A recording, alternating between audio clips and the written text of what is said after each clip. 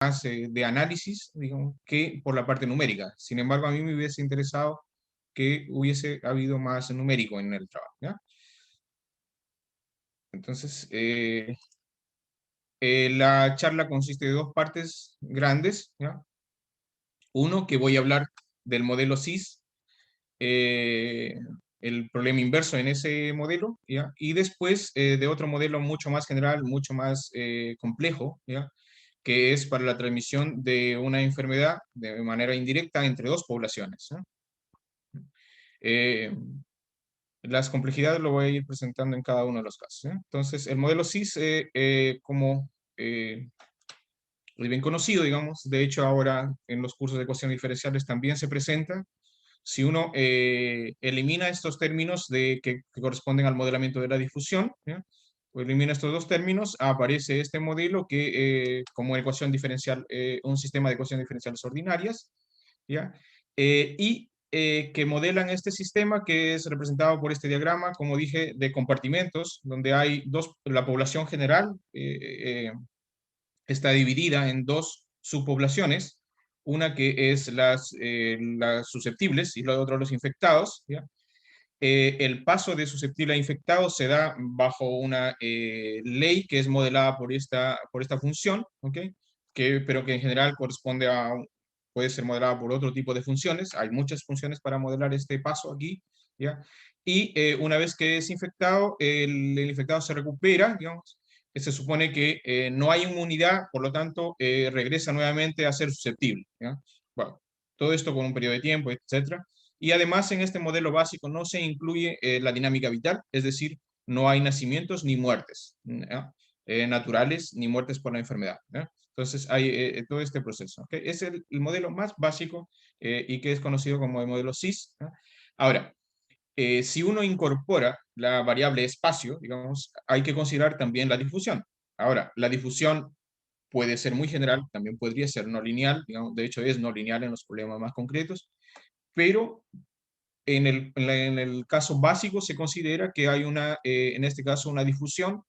eh, la matriz de difusión es la identidad. Solo para reducirse al caso más básico posible, digamos. Eh, y nos queda este sistema un sistema de reacción-difusión, ¿no? Donde y además, como condiciones de borde para este modelo, se supone que no hay inmigración, ni emigración, ni inmigración. Es decir, está cerrado durante todo el tiempo que dura el proceso y se consideran estas condiciones de borde naturales, digamos, de flujo.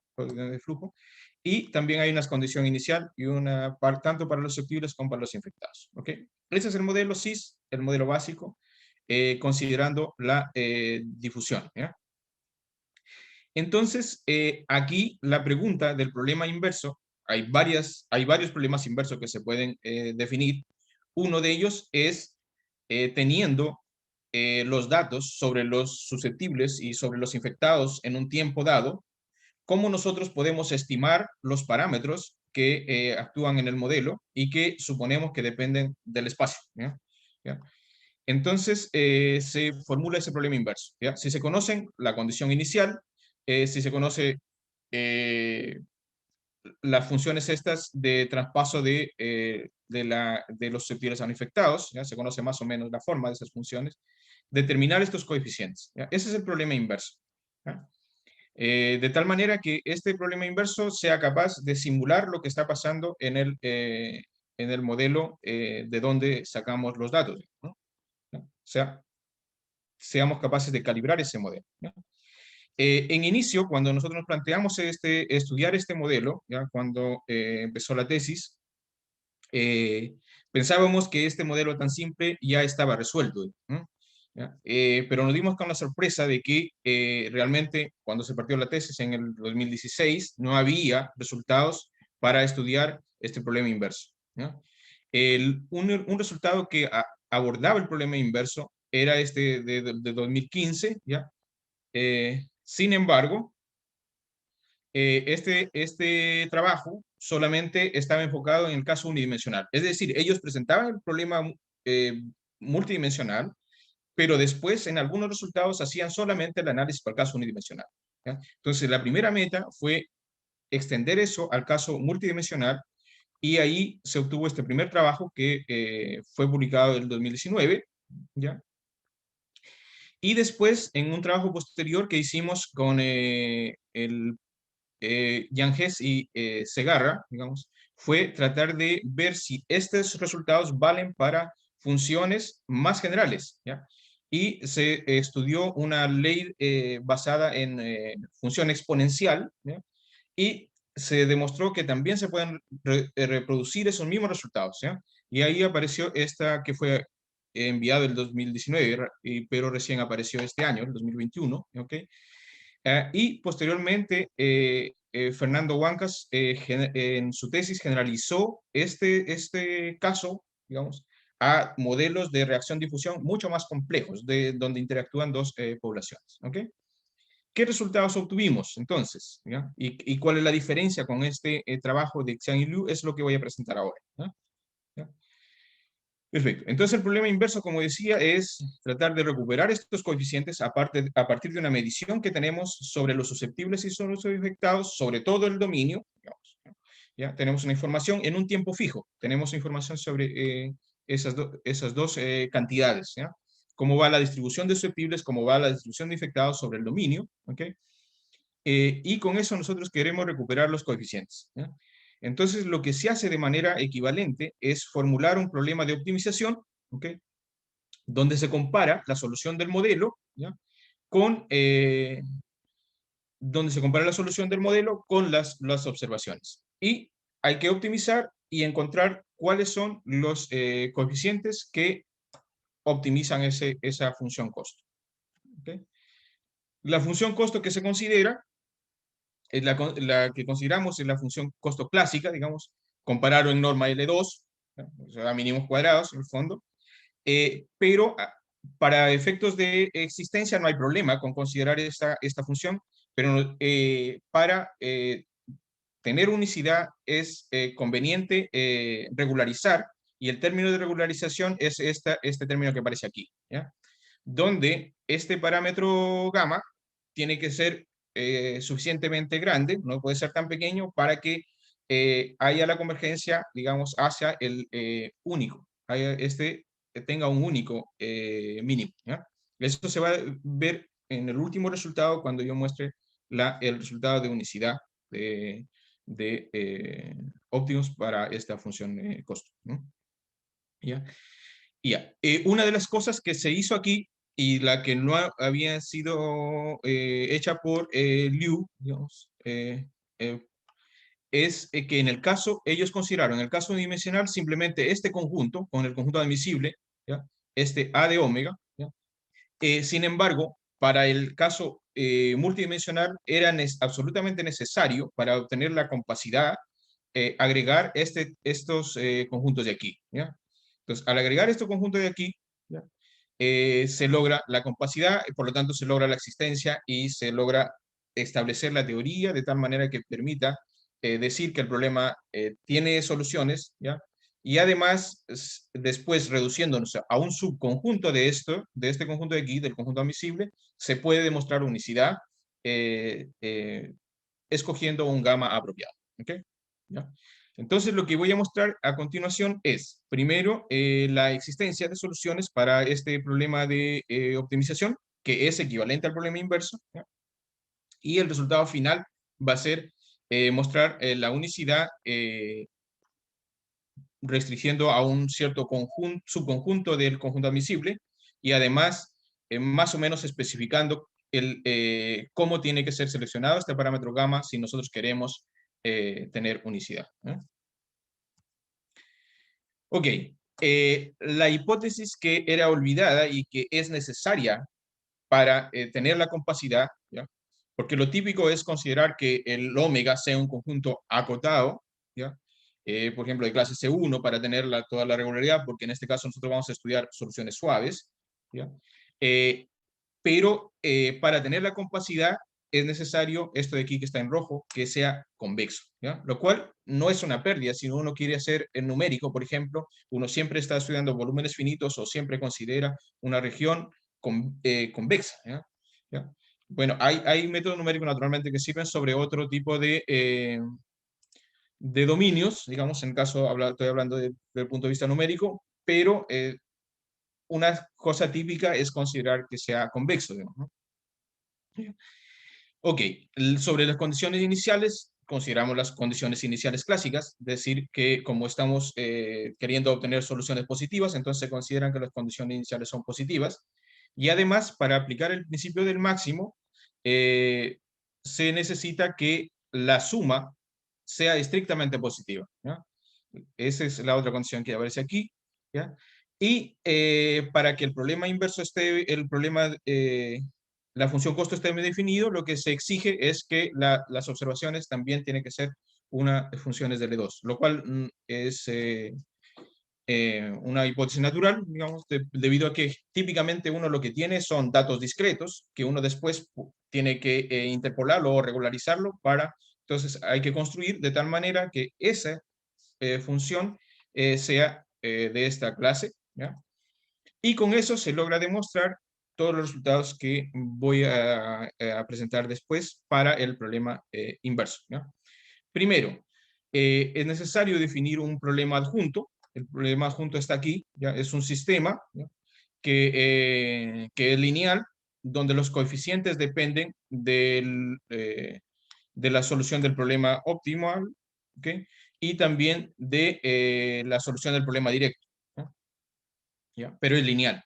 Y tiene condiciones de borde también de tipo flujo, ¿ya? Y condiciones finales, ¿ya? Ese es el problema adjunto, ¿no? ¿Ya? Primer resultado, entonces, que es clásico, es que si consideramos que los coeficientes, porque recordemos que los coeficientes dependen del espacio, si los coeficientes tienen este tipo de regularidad, ¿no? Es decir, son suaves, ¿no? En este sentido, entonces las soluciones del problema directo también tienen también son suaves, ¿ya? Es decir, admite soluciones clásicas. Se puede mostrar que esas soluciones son acotadas, ¿ya? Para cualquier t fijo, ¿ya? Un tiempo fijo, ¿ya? Esto es necesario asegurarlo porque debemos recordar que las ecuaciones de reacción-difusión generalmente aparece este típico problema de que las soluciones pueden explotar en tiempo finito. En este caso, en este sistema no pasa eso, y este sistema es el que lo asegura, digamos, ¿no? No pasa eso, son soluciones acotadas, ¿ya? Y la demostración de esto es un poco clásica, digamos, se basa en la teoría para sistemas parabólicos, ¿ya? Y el principio del máximo. Ok, los resultados para el problema inverso. Primero es que existe al menos una solución para el problema inverso, lo que ya había dicho hace un momento. ¿Okay? Las soluciones del problema adjunto son acotadas, ¿ya? Y además tienen este tipo de cotas, digamos, en estos espacios. ¿Okay? Eh, Se puede definir una condición necesaria de primer orden, la condición de optimalidad, que es toda esta desigualdad que aparece aquí, ¿ya? ¿Ya? Ahora, usando esa desigualdad, esa condición de optimalidad, se puede demostrar estos dos resultados de continuidad. Uno, que el primero que dice aquí que la solución del problema directo depende continuamente de los coeficientes, ¿ya? En las topologías que están definidas aquí, ¿ya? Esa es la solución del problema adjunto depende continuamente de los coeficientes y de las observaciones, ¿ya? Ese es el otro resultado, ¿ok? Y utilizando estos resultados de dependencia continua, más esta condición de aquí, de esta desigualdad, ¿sí? Se puede demostrar que si uno se restringe en el conjunto admisible solamente a aquellas funciones que tienen norma L1 constante, entonces el problema de optimización tiene solución única, salvo una constante, ¿no? Para un parámetro gamma, el parámetro que aparece en la parte de la regularización, suficientemente grande, ¿no? Entonces, ese es el listado de resultados que hay con respecto al problema inverso, ¿okay? La existencia se hace de manera clásica. Primero se asegura que el conjunto admisible es distinto del vacío. Para eso se toman los extremos, se hace el promedio y se demuestra que efectivamente el promedio es una solución. ¿Ya? Eh, entonces, por lo tanto, hay soluciones, esas soluciones son agotadas, por lo tanto, yo puedo extraer una sucesión que converge, digamos, en el sentido débil, y se aprovecha es el resultado de compacidad que hay, ¿okay? Bajo esa hipótesis de aquí.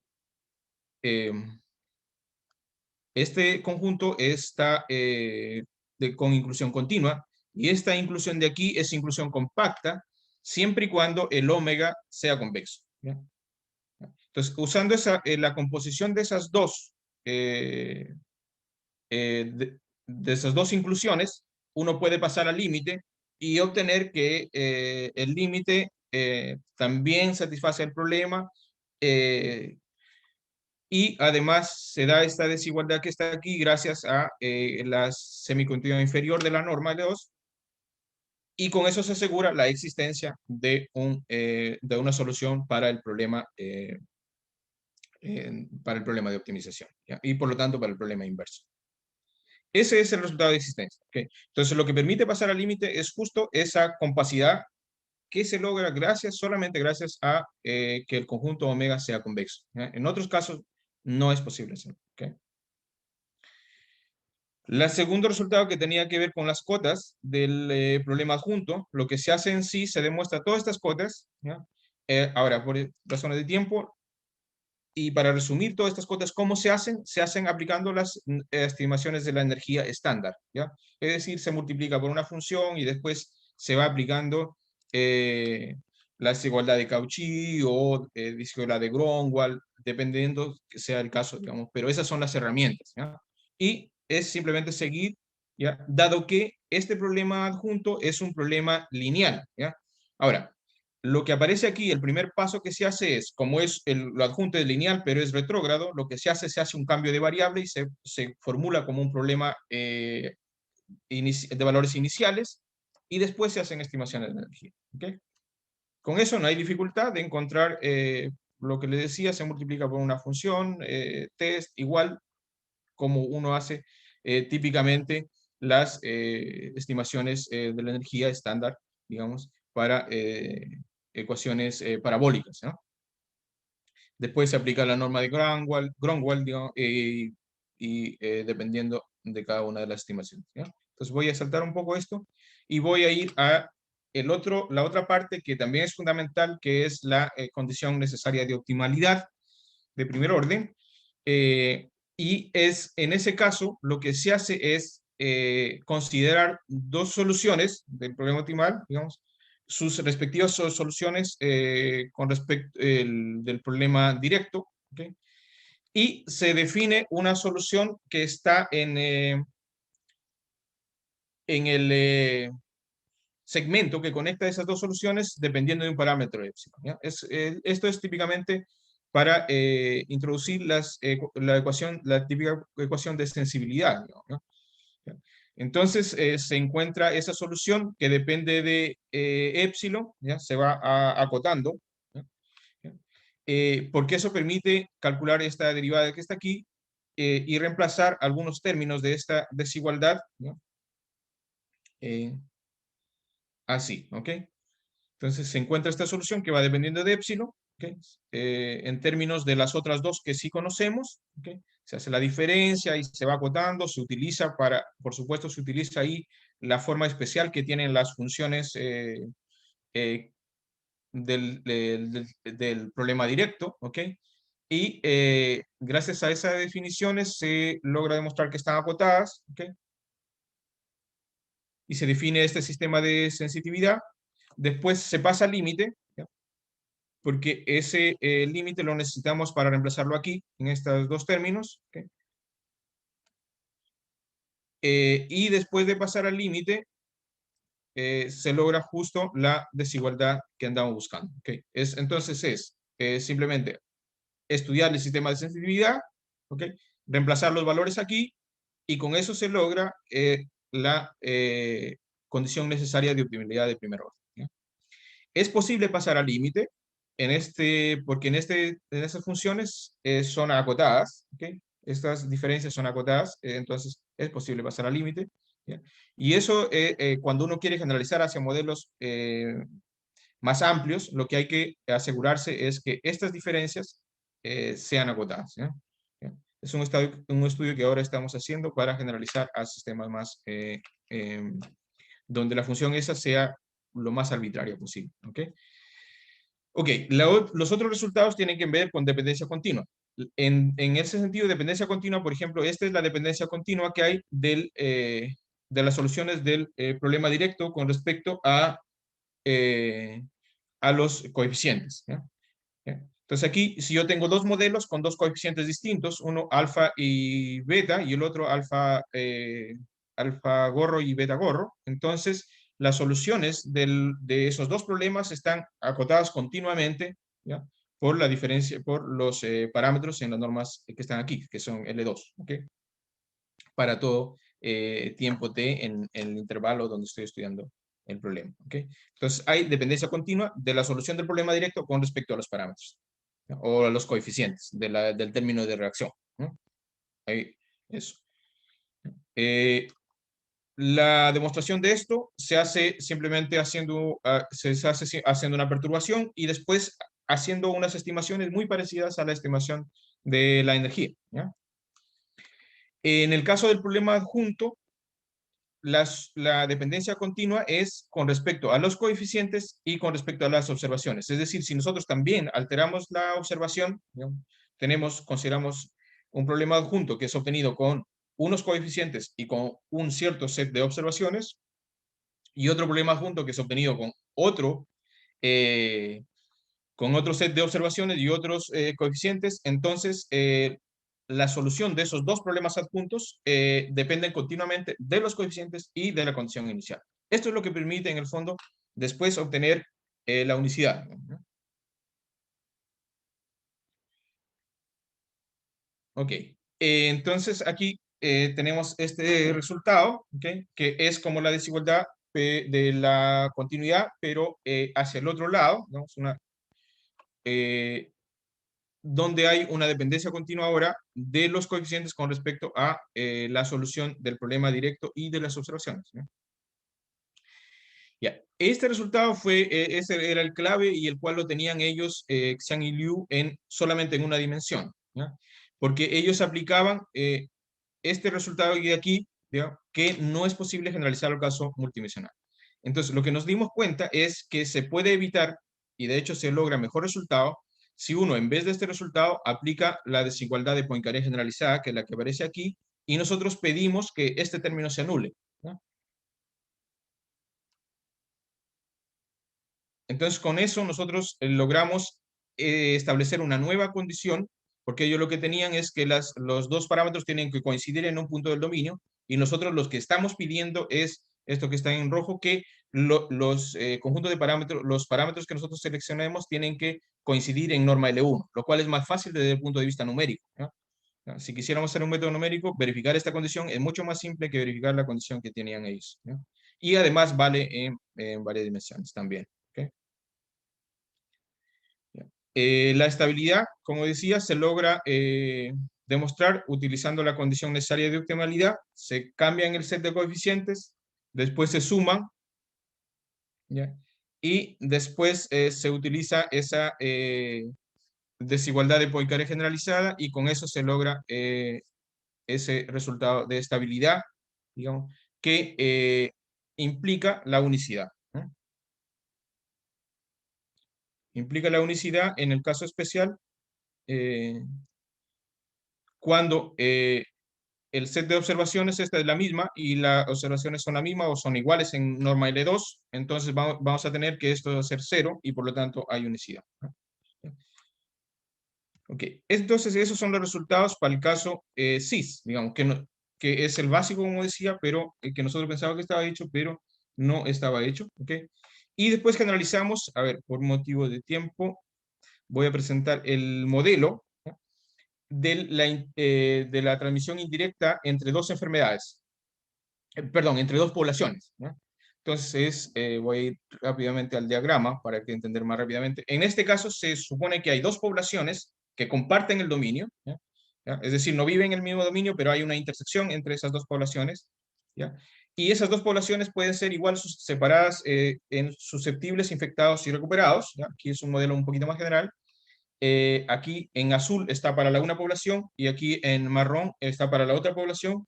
Y además hay una interacción entre cada uno de esos, digamos, y se da que la forma como se transmite la enfermedad de una población a la otra población es por efecto de un contaminante, tipo del antivirus que se produce por el gas de la orina del ratón, digamos, ¿ya? Y esa es la ecuación, la cajita que aparece aquí en rojo, ¿ya?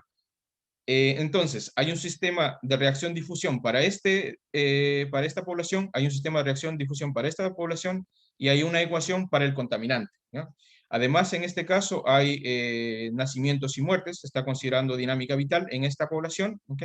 Por lo tanto, el sistema de reacción-difusión es un poco más complejo, ¿ok? Este está para la una población, la que aparecía en marrón, ¿ok? Este es el sistema de reacción-difusión para la otra población, ¿ok? Y esta es la ecuación para el contaminante, ¿ya? Las ecuaciones no pueden ser resueltas de manera separada, ¿ya? Porque hay, el contaminante es justamente el que hace que estén vinculadas estas ecuaciones, ¿ok? ¿Ya? Entonces hay que tener mucho cuidado cuando uno resuelve esta ecuación porque las estimaciones tampoco son eh, directamente de llegar y hacer, digamos, en cada sistema por separado, ¿ya? Uno, por lo que yo dije, que están conectadas por el contaminante que aparece en ambos sistemas, ¿ok? Y lo otro que estos sistemas omega 1 y omega 2 estos conjuntos no son totalmente separados, comparten, ¿no? Hay una parte que comparten, ¿ok? Aquí está en específico, las condiciones de borde se consideran más similares, es decir, no hay migración ni inmigración, ¿ok? Y el problema inverso consiste en determinar los coeficientes. El problema directo entonces es resolver el sistema, vamos a analizar el sistema, y el problema inverso es determinar todo el set de coeficientes que aparecen en el término de reacción, ¿no? Estoy simplificando de manera rápida para ir a... Las hipótesis que considera son un poco más complejas porque hay que considerar las partes de una población están sobre un dominio, las otras están sobre el otro dominio y hay que considerar cómo se comportan en las intersecciones, etcétera, etcétera, ¿no? Entonces aquí está en específico eso, ¿ya? Ahora, considerando todo eso, se puede demostrar que las soluciones del problema de todo el sistema son positivas, son acotadas, es decir, no explotan en tiempo finito, ¿ok? Para el problema directo. Y el problema inverso se formula también considerando una función de costo con la misma idea, es decir, considerando la norma L2 entre la solución del modelo y la observación, más un término de regularización, ¿okay? Y con eso se logra demostrar resultados parecidos que los que se demostraron para el CIS, es decir, existencia de solución al problema inverso, que el estado adjunto está bien puesto y las soluciones son acotadas, se introduce una condición de optimabilidad de primer orden, se demuestra la estabilidad de la solución del problema directo con respecto a los coeficientes, estabilidad de la solución del problema adjunto con respecto a los coeficientes y a la observación, y también se demuestra un resultado de unicidad del problema inverso, ¿ok? Naturalmente, las condiciones son mucho más complejas, ¿ya? Por ejemplo, esta es la condición de optimalidad de primer orden, porque hay que considerar lo que pasa en una población, lo que pasa en la otra población y lo que pasa al momento que se juntan debido al contaminante. Y aquí están más los términos de la evaluación. O sea, es mucho más complejo, pero se pueden realizar. Esa es la condición y también se puede demostrar que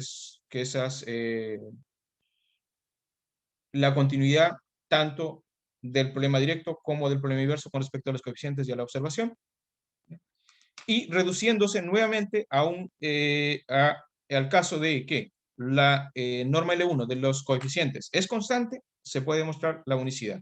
¿Cómo se hace? Utilizando la condición necesaria de optimalidad, ¿ya? Y estas son las referencias, ¿ok? Una de ellas, como decía, que apareció recién este año publicada, digamos, pero es prácticamente de 2019 con Don María Segarraiz. Los otros dos de la tesis de Huancas.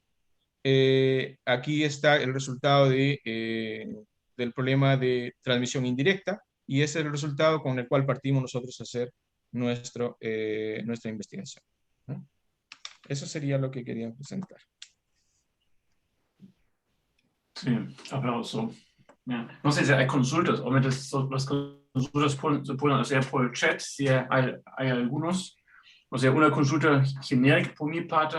En el fondo, esta metodología de existencia y universidad aplica para una clase de ecuación, por ejemplo, ecuación de difusión con solamente autodifusión. Y una consulta sería, ¿cuál sería la clase de ecuaciones en perspectiva más grande? Es decir, quizás si vamos a ir paso a paso, es decir, ¿cuáles serían tipos de ecuaciones los cuales aplican para la misma metodología y cuáles son los límites en ese momento? Por ejemplo, un límite sería aplicarlo a ecuaciones de convección y convección no lineal, por ejemplo. Pero ¿cuáles son las clases más grandes para aplicar esta metodología y cuáles son límites posibles?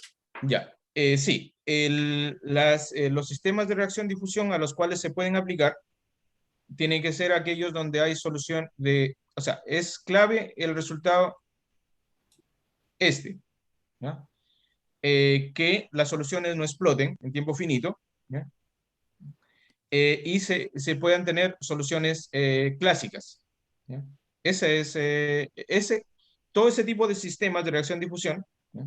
O sea, si uno pudiera, lo cual es abierto, yo he buscado referencias, no hay resultados que digan si el término de la reacción es de esta forma, entonces se logra soluciones clásicas, ¿ya? ¿Ya?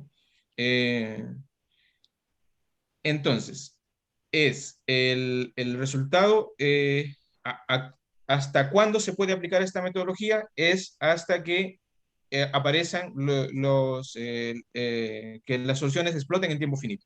Eso es lo que hay que evitar, ¿no? Entonces, si uno pudiera caracterizar estas funciones f g del término de reacción de tal manera de que se evite el blow up en tiempo finito, ¿no? Se podría aplicar sin problema, ¿no? Ahora, otra de las tareas es, por ejemplo, como esto se hace todo con soluciones clásicas, ¿okay? Es una de las cosas que queda en abierto, es eh, una de las cosas que quedan abierto es ver si esto es posible con soluciones débiles. Y ahí se podría incluir las que explotan en tiempo finito, ¿no? Sí, muchas gracias por una respuesta. Hay una consulta de Mauricio.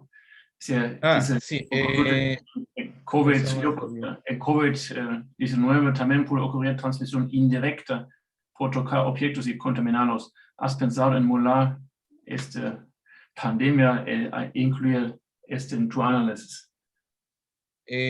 A ver, hemos pensado, el caso del COVID, tenemos pensado trabajando otro modelo con Fernando, digamos, eh, pero no incluye esta parte que dice Mauricio de que uno puede tocar objetos y contaminarlo, digamos, ¿ya? Lo que habíamos pensado es más bien incluir lo que está pasando en Chile ahora, un término que incluya la población de los vacunados. Ese es un modelo que ahora estamos haciendo, ¿ya? Pero efectivamente se puede incluir eso, ¿ya? La restricción, como dije, siempre es que esta metodología se puede hacer siempre con soluciones, siempre y cuando se pueda garantizar existencia de soluciones fuertes, ¿ya? ¿Ya? Hasta ahí se puede hacer sin mucha variación, ¿ya? Eso es, ¿ya? O sea, si se puede considerar un modelo de COVID donde suceda eso, se puede hacer, no hay problema, se puede aplicar esta metodología, ¿ya? Sí. Sí, no sé si hay otras consultas, por las dos consultas ya son casi suficientes. Ya. Por eso agradecemos mucho su contribución y continuamos con la segunda presentación, la presentación de Patricio. No sé si hay problemas tecnológicos, pero hoy tenemos un poquito el cambio de este análisis matemático hacia más tema de modelamiento y más de la solución numérica. en particular aprobando y comprobando distintas metodologías, tecnologías de optimización. Ahora mismo, por mi parte, estoy trabajando un poquito con colegas de la informática que trabajan en temas de aprendizaje de máquina. Y es también una consulta para ambos, en teoría, es cómo metodologías metodologías no estándares podrían aplicarse en sus contextos. Justamente, ahora mismo comenzamos con la presentación de Patricio Comusilla, es optimización eficiente de parámetros de la tasa de respiración acoplada con las propiedades. Y tanto no puedo leerlo porque no aparece esto. No sé, hay que ver. Podemos hacerlo. Antes que comente, Patricio, quisiera pasar la información a la gente que se ha integrado, porque van varias personas más que tienen, según me dice el anfitrión, que tienen el micrófono habilitado, así que se pueden hacer preguntas directas.